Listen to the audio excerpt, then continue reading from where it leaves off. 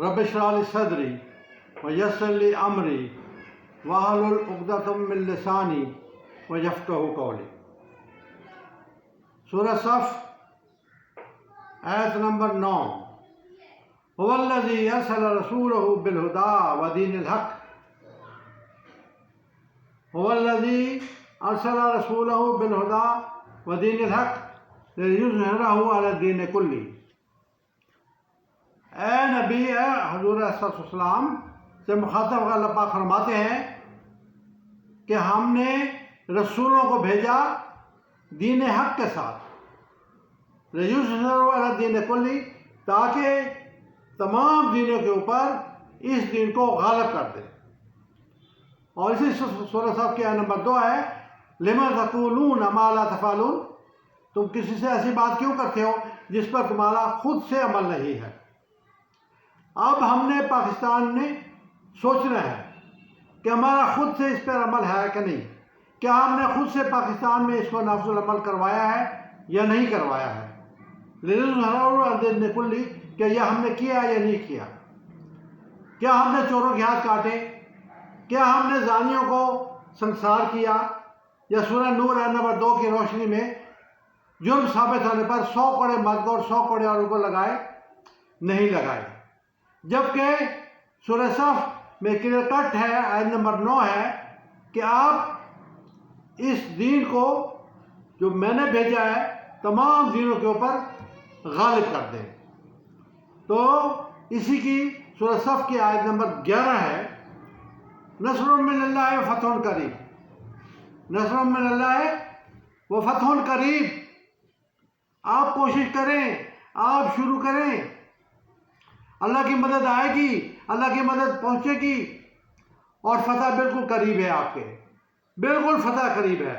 ابھی آپ دیکھیں کہ جہاں دنیا کے اندر لارڈ میکالے کا قانون ہے، جہاں دنیا کے اندر کارل مارکس کا ڈاس کیپیٹل موجود ہے، اب چائنا ہے، رشیا ہے، ڈاس کیپیٹل وہاں پر امپلیمنٹیڈ ہے، لیکن پاکستان کے اندر قرآن کا نظام امپلیمنٹ نہیں ہے۔ جبکہ دستور پاکستان چیپٹر 9 پیج 145 میں کلیئر کٹ لکھا ہوا ہے کہ اس پاکستان کے اندر قرآنی نظام ہوگا، شریعت کا نظام ہوگا، مگر ہم نے نازل نہیں کروایا، ہم نے اس کو نافذ عمل نہیں کروایا۔ اس میں کلیئر کٹ لکھا ہوا ہے، اور آئین پاکستان، دستور پاکستان پیج 1 قرارداد مقاصد، کہ اس کے اندر کوئی بھی ایسا قانون نہیں ہوگا جو قرآن و سنت کے خلاف ہو۔ اور اس میں کلیئر کٹ لکھا ہے، سورہ صف آیت نمبر 11، نصر من اللہ فتح قریب۔ آپ کوشش کرو، آپ شروع کرو، انشاءاللہ الرحمن اللہ تعالیٰ کی مدد آئے گی اور اللہ تعالیٰ کی مدد پہنچے گی۔ ہم نے 6 لاکھ مسلمانوں کو ذبح کروایا at the time of partition. دریائے راوی کا پانی مجاہدین سے، شہداء کے خون سے ریڈ ہو گیا تھا۔ کس لیے؟ ہمارے بزرگوں نے، ہمارے بڑوں نے اپنی بہو بیٹیوں کو زندہ کنواں کے اندر دھکا دیا تھا، تاکہ ہندوؤں سے اور سکھوں سے ہماری بہو بیٹیوں کی عزت بچ جائے۔ لیکن یہاں آنے کے بعد کیا ہوا؟ لیاقت علی خان کے ساتھ لیاقت باغ کے اندر گولی مار دی گئی۔ قائد اعظم رحمۃ اللہ علیہ کو within 1 year ان کی ڈیتھ ہو گئی، اور باقی 1955 میں بھی کچھ کوشش کی گئی۔ ڈاکٹر اسحاق احمد بھی ضیاء الحق کی کیبنٹ کا حصہ تھے، اور کچھ نہ کچھ اس کے ان کے اوپر کام کیا، اور 22 نکات متفقہ علیہ دستور کے اوپر تمام فرقوں نے، تمام اکابرین نے سائن کیے۔ متفقہ علیہ 22 نکات منظور کیے گئے کہ اس کے اوپر تمام فرقے متفق ہیں، تمام مسالک متفق ہیں کہ آپ اس کو نافذ عمل کروا دو. لیکن چیپٹر 3 آیت نمبر 103 3 کا 103 وَاعْتَصِمُوا بِحَبْلِ اللَّهِ جَمِيعًا وَلَا تَفَرَّقُوا. فرقوں میں مت پڑو، گروپ مت بناؤ، ایک دوسرے کے ساتھ کھینچا تانی مت کرو. مگر ہم نے کیا کیا؟ ہم نے تو کچھ نہیں کیا. ہمیں چاہیے کہ اب فرقوں سے نکل کر، فرقہ واریت سے نکل کر ایک اللہ کا قانون نافذ کرو. اس کے اندر مکمل ضابطہ حیات ہے. It is book of law, it is book of rules and regulation, it is a book of old nation stories. قوم عاد، قوم سمود، قوم لوط، آل فرعون، سب اسٹوریز اس کے اندر درج ہیں. آپ بڑے عبرتناک اسٹوریز ہیں اس کے اندر. اس کے اندر بتایا گیا ہے کہ جنہوں نے بھی خدا کی نافرمانی کی ان کے اوپر اللہ کا عذاب نازل ہوا.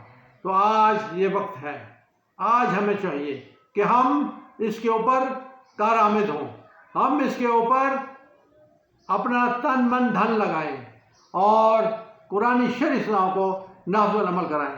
دین آزاد ہے، مذہب آزاد ہے، لیکن دین آزاد نہیں ہے. سوری، مذہب آزاد ہے، کرسچن مذہب، چرچ آزاد ہے، مندر آزاد ہیں، اور ہر مذہب آزاد ہے، لیکن دین کے حد میں ہے. اب دین کیا ہے؟ چوری کرنے والا مرد چوری کرنے والی عورت کے ہاتھ کاٹو. سورۃ المائدہ آیت نمبر 38. پھر جو لوگ ملک کے اندر فساد وَيَسْعُونَ فِي الْأَرْضِ فَسَادًا، سورۃ المائدہ آیت number 33. cut his one hand and one leg opposite side of the body. ان کا ہاتھ اور پاؤں مخالف سمن میں کاٹ دو. مگر ہم کیا کر رہے ہیں؟ ہم تو کچھ نہیں کر رہے. آج یہ وقت ہے، آج پارلیمنٹ کو سوچنا ہے، آج سینٹ کو سوچنا ہے، آج ہمارے بڑوں نے اکابرین نے سوچنا ہے کہ ہم دستور پاکستان میں یہ جو آرڈرز لکھے ہوئے ہیں اس کے مطابق اس کو امپلیمنٹ کروایا جائے. Punish the criminals in the light of Quran accordingly. But we are not doing, we are not thinking about the Quran. We must be abide the rules and regulation of Quran Hakim. Surah Tawbah, ayat number 33. هو الذي أرسل رسوله بالهدى ودين الحق ليظهره على الدين كله. دیکھو اور سورۃ فتح آیت نمبر 28. هو الذي أرسل رسوله بالهدى ودين الحق ليظهره على الدين كله. لیکن ہم نہیں کر رہے، ہم بالکل استغفار اللہ. جبکہ سورۃ قمر آیت نمبر 17، آیت نمبر 22، آیت نمبر 33، آیت نمبر 40. وَلَقَدْ يَسَّرْنَا الْقُرْآنَ لِلذِّكْرِ فَهَلْ مِن مُدَّكِرٍ. ہم نے یہ جو قرآن نازل فرمایا ہے، ہم نے یہ قرآن آپ کے پاس گیا ہے، یہ سمجھنے کے لیے آسان ہے. It is easy to follow. It is very easy. ہمارے بڑوں نے اس کا ترجمہ کیا، مولانا اشرف علی تھانوی نے ترجمہ کیا، اور احمد رضا خان بریلوی نے اس کا ترجمہ کیا، اور جوناگڑھی نے اس کا ترجمہ کیا. ہر فرقے کے ہر بڑے نے اس کا ترجمہ آپ کے پاس موجود ہے. آپ اس کو کھولو، دیکھو اور اسٹڈی کرو اور اس کے اوپر عمل کرو. جبکہ سورۃ طٰہٰ ہے آیت نمبر 124، 125، 126. جو لوگ قرآن پاک کو سمجھ کر نہیں پڑھتے، ٹرانسلیشن اپنی مدر لینگویج میں اردو، انگلش، فرانسیسی، پشتو، سرائکی، سندھی میں نہیں سمجھتے، تو کیا ہوگا؟ ان پر ان کی زندگی تنگ کر دی جائے گی اور ان کو قبروں سے اندھا اٹھایا جائے گا. پھر چیپٹر 25 آیت نمبر 30. قال رسول اللہ یا رب ان قوم اتخذوا هذا القرآن مہجورا. اس قرآن کو بالا طاق رکھا، اس کو بالا طاق رکھ دیا، اس کے اوپر عمل درآمد نہیں کیا. हाज़ल कुरान महजूरा, और कुरान भी आपके खिलाफ गवाही देगा। हजूर अलैहिस्सलाम शिकायत लेकर आएंगे, चैप्टर 25 आयत नंबर